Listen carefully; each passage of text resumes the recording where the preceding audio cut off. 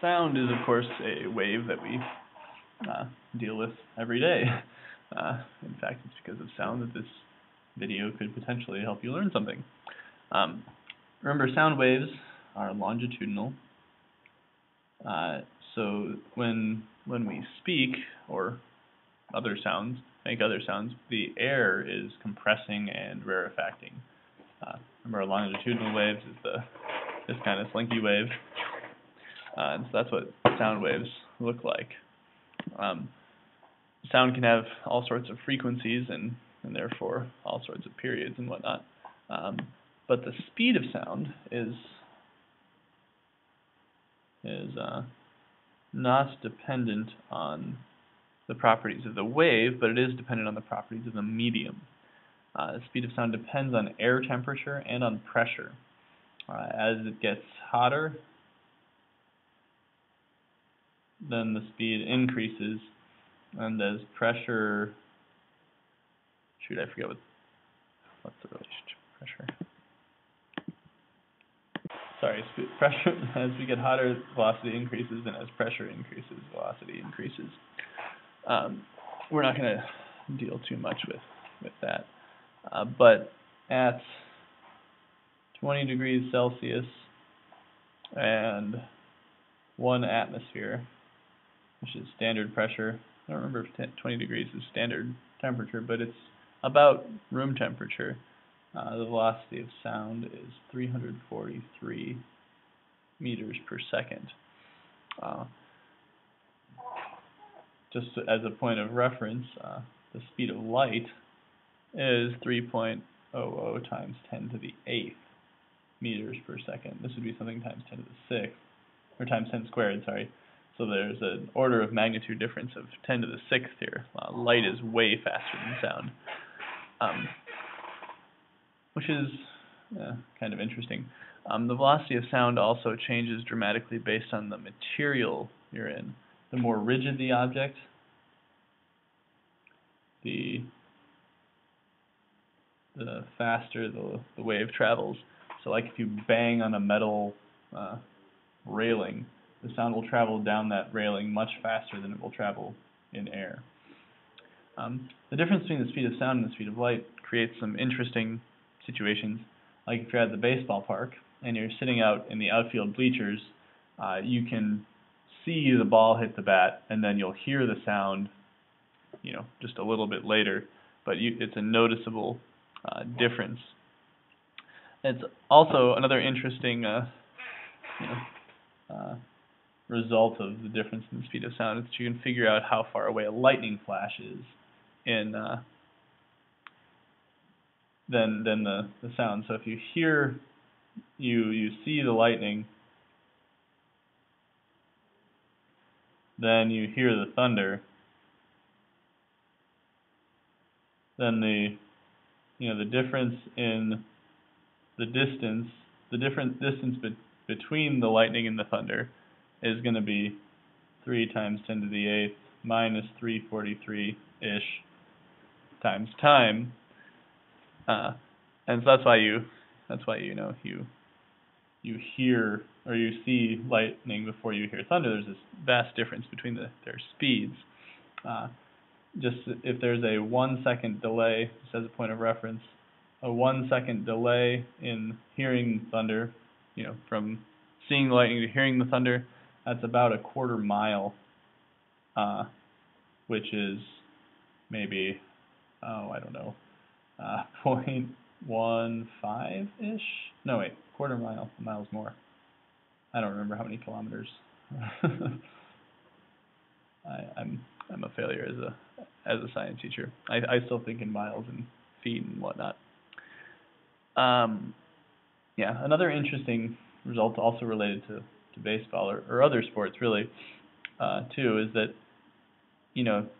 when a microphone picks up a sound, it's converted into an electrical signal, which is then transmitted as a TV wave, which is an electromagnetic wave that travels at the speed of light.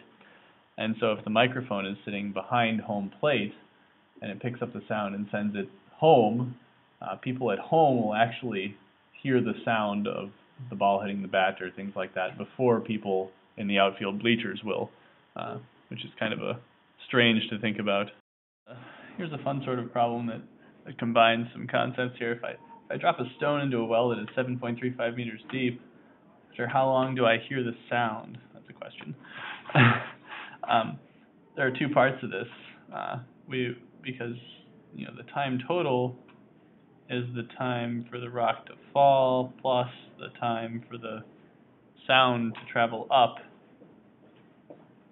And the time for the rock to fall is related to kinematics.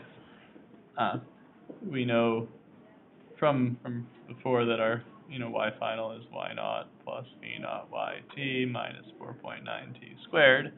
We have no v naught, and our y final minus y naught gives us a 7.35 equals 4.9 t squared. So we can figure out the time it takes for the rock to fall just by plugging that in. 7.35 divided by 4.9 square rooted. That's 1.22 for whatever seconds. And then the time it takes for the sound to travel up is just a distance equals velocity of the sound times time. So we've got 7.35 equals 343 times time. And so we can punch that in as well and get that this time it takes for the sound to travel up is 0.0214, and adding those together shows us that the total time it takes for the sound to come back to us is 1.246 seconds.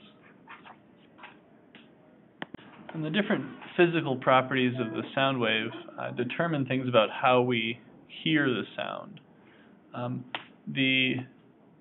One of the physical properties of a wave, of course, is the frequency. For sound waves, frequency determines what we call pitch, which, if you're a music person, pitch is how high or low the sound is. So a sound wave that is higher pitched, so if you talk in a high voice, then that's a higher frequency. And if you talk in a low voice, that is a lower frequency. Even my high voice isn't all that high, but I tried. Our range for human hearing, it varies a little bit from person to person, but typically we can hear frequencies from about 20 hertz to 20,000 hertz. That's the range for human hearing, between 20 and 20,000 hertz, about. Like I said, it varies a little bit from people, and as people get older, the upper range decreases. So, like, one of a prank thing that some people do is, like, there are these whistles that usually kids can hear but adults can't. You've probably heard of dog whistles, but there are whistles that kids can hear but older people can't, and you blow it and, like, it annoys children, but doesn't. But adults can't even tell that anything's happening. That's kind of strange. Anyway, sounds that are out beyond this we refer to as ultrasound, and then sounds that are below 20 hertz frequency we refer to as infrasound. Infra means below, ultra means above. That's what the prefixes mean, so that's where those words come from. So ultrasound is up here, and so ultrasonic describes a sound wave that is up in this range, and infrasonic describes a wave that is down in that range. Bats and dolphins pretty much continuously produce little chirps and clicks and screeches or whatever that are up in this ultrasound range, and they use it to locate stuff. It reflects off fish for dolphins, or for bats, it'll bounce back off bugs or trees or whatever, and that's, in a sense, how they, quote-unquote, see. They detect things based on how these ultrasonic waves are bouncing back. Ultrasound is also used in medical imaging, you've probably heard of taking an ultrasound. We use that most frequently to take pictures of babies while they're still in the womb, and it creates that picture based on how the sound is reflecting around in the mother's womb. Oh, and also related to the bats, there are certain bugs that have an ability to sense ultrasound, hear it, as we would call it, and so then when the bats make their ultrasonic sounds, the bugs recognize that and they know to hide because they know there's a bat around. That's that's the sort of thing that makes it very difficult for me to believe in evolution by random chance. It seems like too much of a coincidence that would happen.